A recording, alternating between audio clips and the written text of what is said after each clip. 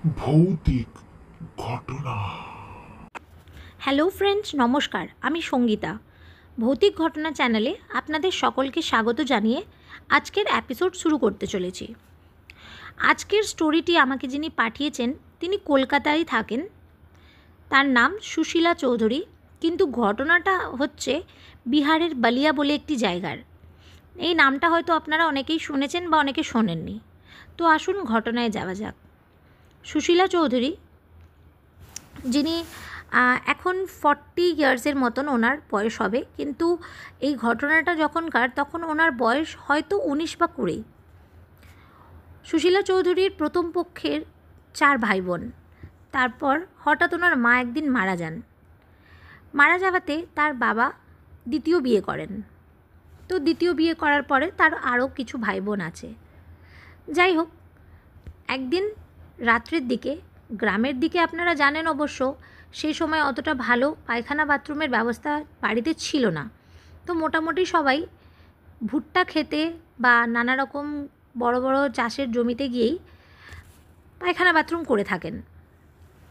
তো সেই সময় কিছুদিন থেকে হঠাৎ খুব বৃষ্টি বাদল হচ্ছিল। বৃষ্টি বাদল হওয়াতে রাস্তাঘাটে মোটামুটি জল জমে যায়। এবার জল জমে গেছে ঠিকই, কিছুদিন 1-2 দিন পরে জলটা নেমে গেছিলো, কিন্তু রাস্তায় যেখানে যেখানে গর্ত ছিল সেই গর্ত থাকার কারণে সেই সব জায়গাগুলোতে জল কিছুটা আটকে ছিল এবং গর্তগুলো প্রায় বেশ বড় বড়ই ছিল, মোটামুটি 1 কোমর জল মতন হবে। তা যাই হোক, একদিন সেই সুশীলা চৌধুরী এবং তার মা, তারা দুজন রাত্রিবেলা ক্ষেতের দিকে যান পায়খানা বাথরুম করার জন্য। তো বাড়ি থেকে প্রায় অনেকটা দূরেই যেতে হতো। যথারীতি তারা দুজন যান এবং যেই তারা তাদের নিজের কাজকর্ম করার জন্য প্রস্তুতি নেন, হঠাৎ সুশীলা চৌধুরীর চোখটা যায় দূরে একটা কর্নারের দিকে।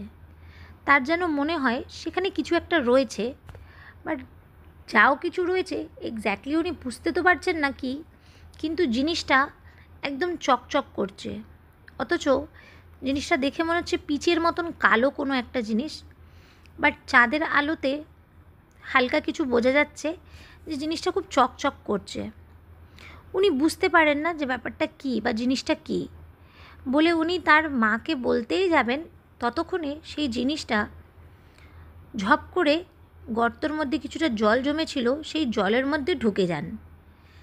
যেই জিনিসটা জলের মধ্যে ঢুকে যান, তখন সুশীলা চৌধুরী চিৎকার করে তার মাকে বলেন যে মা, আমি ওখানে কিছু একটা দেখেছি যেটা সেই জলের মধ্যে ঢুকে পড়েছে। তখন তার মা তাকে বলে, ধুৎ, ওইসব কিচ্ছু না। একে তো রাস্তাঘাট অন্ধকার, তার মধ্যে চাঁদের আলোতে কিছুটা হালকা ফুলকা দেখা যাচ্ছে, কি তুমি দেখলে? কিচ্ছু না, ওইসব হয়তো পাতা বা নোংরা কিছু জমা হয়ে গেছে এক জায়গায়, উঁচু ঢিবি মতন হয়েছে, ওটাই তুমি কিছু দেখেছো। তাও উনি তার মাকে বোঝাতে পারছেন না যে না, উনি সত্যি কিছু দেখেছেন। যাই হোক, সুশীলা চৌধুরীর মনটা একটু খুঁতখুত করতে থাকে, কিন্তু সেই নির্দিষ্ট জায়গাটাতেই উনি একভাবে তাকিয়ে থাকেন এবং নিজের কাজকর্ম সারতে থাকেন। তো কিছুক্ষণ পরে আবার উনি দেখেন সেই জিনিসটা ঝপ করে জলের বাইরে আবার বেরিয়ে আসে। এবার মোটামুটি তাদের কাছাকাছি ব্যাপারটা চলে আসে, প্রায় 10 থেকে 12 পা এতটা ডিস্টেন্সে জিনিসটা চলে আসে। তখন সে ভালো করে দেখেন যে সেই জিনিসটা যাও আছে ভীষণই কালো, তার হাত পা কাঁধ গলা পেট কোমর পর্যন্ত সবই দেখা যাচ্ছে, বাট তার নিচে কিছু দেখা যাচ্ছে না এবং তার মাথাটাও নেই। এবং সুশীলা চৌধুরী তার মাকে বলতেই যাবে, ততক্ষণ সে মায়ের দিকে ঘুরে যেই তাকায় দেখে তার মাও বড় বড় চোখ করে সেই জিনিসটার দিকে তাকিয়ে আছে। তখন সে তার মাকে বলে, মা, আমি তোমাকে বললাম না যে আমি কিছু দেখেছি? এই বলে দুজন ভয়েতে খুব জোর চিৎকার করার পরেও ওখান থেকে পালাতে সাহস পায় না। তারা কি করে, দুজন মিলে সেই জিনিসটার দিকে তাকিয়ে থাকে এবং রাম রাম রাম রাম বলে চেষ্টা করে যে পালাতে, কিন্তু তারা সেই জিনিসটার দিকে তাকিয়েই পিছন দিকে পা করে যেতে থাকে। আর খুব ধীরে ধীরে মনে হয় সেই জিনিসটা তাদের কাছে আসছে। সে চাইলে 1 সেকেন্ডে বা 1 নিমিষে তাদের কাছে আসতে পারত, কিন্তু তারা বুঝতে পারছে না যে কেন সেই জিনিসটা তাদের কাছে আসছে না ঠিকভাবে, খুবই ধীরে। যদিও তারা চায় না সেই জিনিসটা তাদের কাছে আসুক, বাট খুব যেন মনে হচ্ছে ধীরে ধীরে ধীরে ধীরে ও আসছে। অথচ এরা সেই দিকেই তাকিয়ে পেছন পা হাঁটতে হাঁটতে হাঁটতে যখন খানিকটা ডিস্টেন্স হয়ে গেছে তার থেকে, তখন তারা খুব জোর ছুটে নিজের বাড়ির দিকে চলে যায়। এবং বাড়িতে গিয়ে তাদের যে ঠাকুমা, মানে সুশীলা চৌধুরীর যিনি ঠাকুমা, তাকে দৌড়ে গিয়ে বলে যে ঠাকুমা, আমরা এরকম কিছু একটা দেখেছি। যেই বলে ঠাকুমাকে, তখন ঠাকুমা যেরকম মানুষকে ভূত ধরলে হাত পা ছড়িয়ে মাথার চুল ফুল ঘুরিয়ে যেরকম খেলতে থাকেন, এক্স্যাক্টলি সেই জিনিসটা শুরু করে দেন। তখন এরা আবার ভয় পেয়ে যায় যে ঠাকুমা হঠাৎ এরকম করতে শুরু করে দিল কেন, কি হয়েছে, উনি বা এরকম করছেন কেন। ততক্ষণ ওই রকম করতে করতে তার ঠাকুমা বলেন সুশীলা চৌধুরীকে,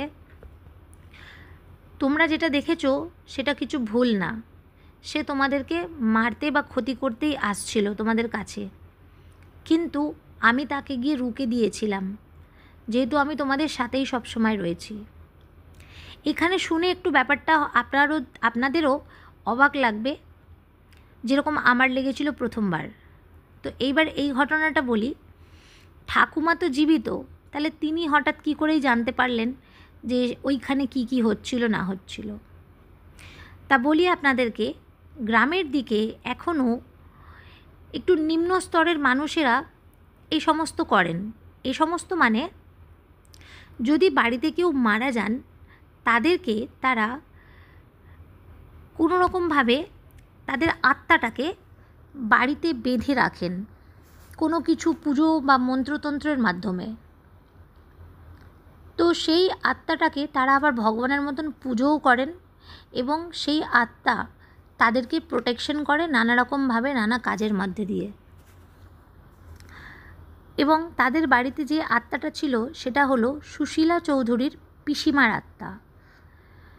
যখনই সুশীলা চৌধুরী এবং তার মা এসে ঠাকুমাকে এই সমস্ত কথা বলেন, আর ঠাকুমা সেই শুরু করে দেন ওই রকমভাবে আচরণ, কারণ সেই সময় সুশীলা চৌধুরীর পিসিমা ঠাকুমার শরীরে প্রবেশ করেন, এবং প্রবেশ করে উনি এই সমস্ত কথাগুলো বলেন যে আমি তোমাদের সাথেই ছিলাম, আমি যেই দেখেছি তোমাদের এইরকম একটা কিছু ক্ষতি হতে চলেছে, সেই সময় আমি তোমাদেরকে প্রোটেকশন দিয়েছি, যে কারণে ও তোমাদের কাছে আসতে পারেনি, ওটা একটা গলাকাটা ভূত ছিল।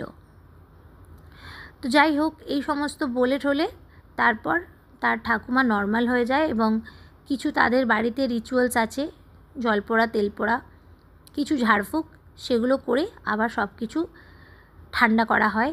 এবং এটা শুনে আপনাদের মতন আমারও খুব অবাক লাগে যে আজকেও এত টেকনোলজির দুনিয়াতে কিছু কিছু জায়গায়, কিছু কিছু গ্রামে শহরে এই সমস্ত জিনিস এখনও হয়। বাড়িতে ভূত আটকে রাখা, বাড়িতে জিন আটকে রাখা, প্রেত চালান করা। শুনতে একটু আজগুবি অনেকের লাগতেই পারে। যাদের এইগুলোকে খুব হাস্যকর বলে মনে হয়, তারা দয়া করে এটা হাস্যকরভাবে বা কোনো গল্পের মাধ্যমেই নেবেন। আর যারা এই জিনিসগুলোকে বিশ্বাস করেন, তারা তো অবশ্যই জানবেন যে এই জিনিসগুলো সত্যি আজও হয় বা হতে পারে। তো ফ্রেন্ডস, আমার এই স্টোরিটা আপনাদের কেমন লাগলো অবশ্যই আমাকে জানাবেন, কমেন্টস করবেন, আপনাদের মতামতগুলো পাঠাবেন। লাইক, শেয়ার ও কমেন্টস করতে ভুলবেন না। আমাদের চ্যানেলটাকে সাবস্ক্রাইব করে বেল আইকনটা প্রেস করে আমাদের পাশে থাকবেন। আপনাদের আশীর্বাদ আমাদের প্রাপ্য, আপনাদের ভালোবাসা, আপনাদের আশীর্বাদ, এই সমস্তগুলো আমাদের সাথে রাখবেন। আশা করছি আমাদের চ্যানেলে আপনাদের স্টোরিগুলো ভালো লাগে বা ভালো লাগবে। আগামী দিনে আরও নতুন নতুন স্টোরি আপনাদের সাথে আমি শেয়ার করব। তো ফ্রেন্ডস, আজকের মতন এখানেই। অবশ্যই জানাবেন আমাদের এই স্টোরিটা আপনাদের কেমন লাগলো। ধন্যবাদ, ভালো থাকবেন, সুস্থ থাকবেন।